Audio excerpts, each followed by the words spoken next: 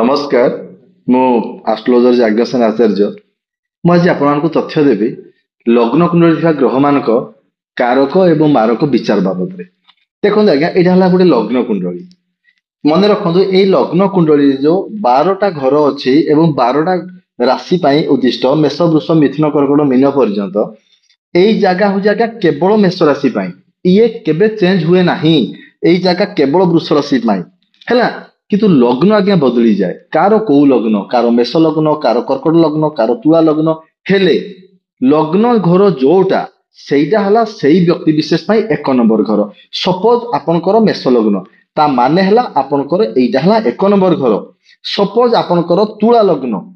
एठी जे ल लेखा हला तुला लग्न ल लेखा हला तुला लग्न तार मीनिंग हला एइटा होजी आपनक पाई 1 नंबर घर एइटा 2 नंबर एइटा 3 नंबर सपोज जने व्यक्तिर कुंभ लग्न ता माने हला आज्ञा ए कुंभ होजी तार 1 नंबर घर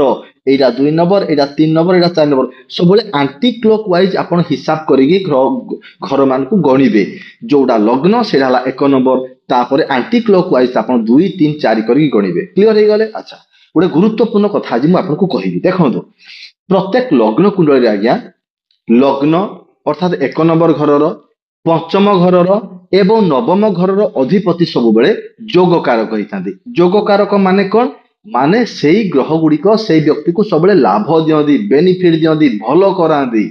सपोज सेई लग्न पंचम एवं नवम घर अधिपति आपनकर दुर्बल अच्छी ताकू सबल करने केवल आपण जेमस्टोन पिंधिबे जेमस्टोन माने हला क्या ग्रह रत्न पत्थर सपोज भाभी नदु आपनकर कर्कट लग्न अधिपति चंद्रमा चंद्रमा आपण सीधा मोती टे पिंधि पारे सपोज आपनकर तुला लग्न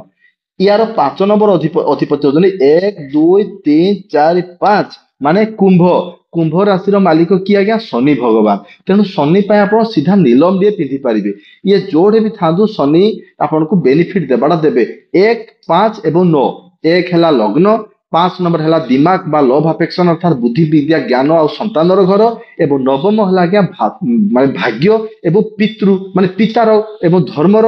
माने ग्रह माने घर तेणु 1 5 9 आप सीधा जेमस्टोन पिंधे ता बाद जेते रहिला अर्थात द्वितीय तृतीय चतुर्थ षष्ठ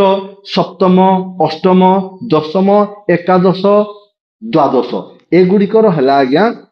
अकारक मारक स्थान माने कौन सपोज भाभी न आपनकर मिथुन लग्न 1 2 3 4 5 6 7 यही 7 नंबर घर है आज्ञा धनु राशि तार धनुर अधिपति किए ना बृहस्पति अर्थात ए